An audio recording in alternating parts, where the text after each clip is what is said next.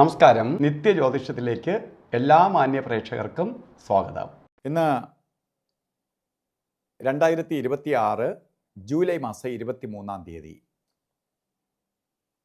1201-ാം ആണ്ട് കർക്കടക മാസം 7-ാം തീയതി വ്യാഴാഴ്ച.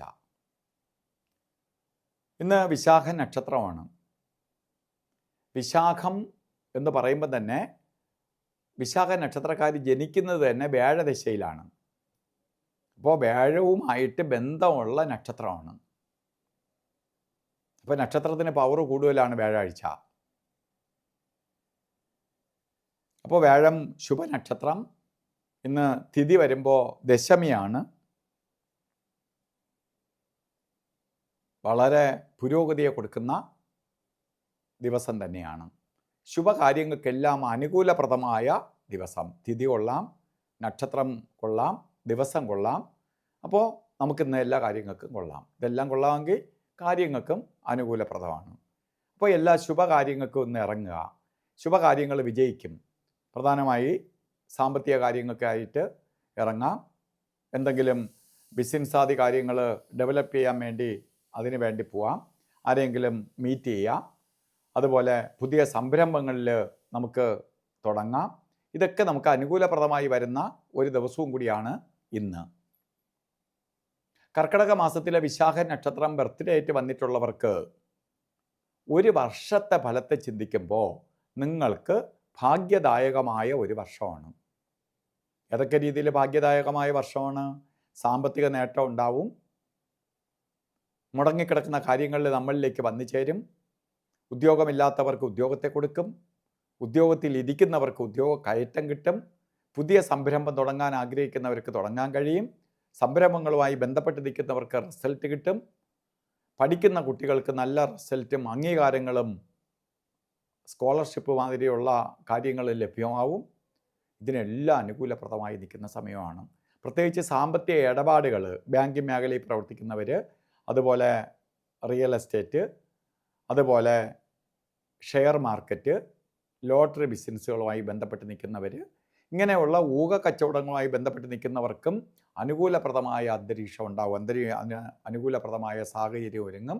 അവർക്ക് സമ്പത്ത് വരും. അപ്പോൾ ഇത്തരം മേഖലയിൽ പ്രവർത്തിക്കുന്നവർ കൂടുതൽ ശ്രദ്ധയോടുകൂടി പോവുക. നിങ്ങൾക്ക് വിജയസാധ്യത ഉണ്ടാവും. അപ്പോൾ ഇന്നത്തെ ദിവസം നല്ലതാണ്. ഓരോ കാര്യത്തിന് ഇറങ്ങുമ്പോൾ രാവുകാല സമയം നോക്കി യാത്ര തിരിക്കുക. 1:30 മണി മുതൽ 3 മണി വരെ എന്ന് കലണ്ടറിൽ രേഖപ്പെടുത്തിയിട്ടുണ്ടെങ്കിലും 2 മണി 3 മിനിറ്റ് തൊട്ട് രാവുകാലം സ്റ്റാർട്ട് ചെയ്യുള്ളൂ. 2 മണി 3 മിനിറ്റ് തൊട്ട് 3 മണി 38 മിനിറ്റ് വരെ രാവുകാല സമയം. ഇത് യാത്രയ്ക്ക് മാത്രമേ ഈ സമയം ബാധകമുള്ളൂ. 2 ഉദയ സമയങ്ങൾ നമുക്ക് ഒരു ദിവസവും ഒരു കാര്യത്തിനും എടുക്കാൻ പാടില്ല. എന്ത് നല്ല ദിവസം എന്ന് പറഞ്ഞാലും അതാണ് ഗുളിക ഉദയ സമയവും യമകണ്ഠകാല സമയവും. ഈ സമയം ഒഴിവാക്കുക. ഇന്ന് ഗുളികോദയ കാലഘട്ടം 9 മണി 24 മിനിറ്റ് തൊട്ട് 10:57 വരെയും, യമകണ്ഠ കാല സമയം 6:16 തൊട്ട് 7:50 വരെയും. ഈ സമയം ഒരു ശുഭകാര്യങ്ങൾക്കും എടുക്കരുത്. അതുപോലെ ഇന്നും അഭിജിത്ത് മുഹൂർത്തം. അപ്പോൾ അഭിജിത്ത് മുഹൂർത്തം നമുക്ക്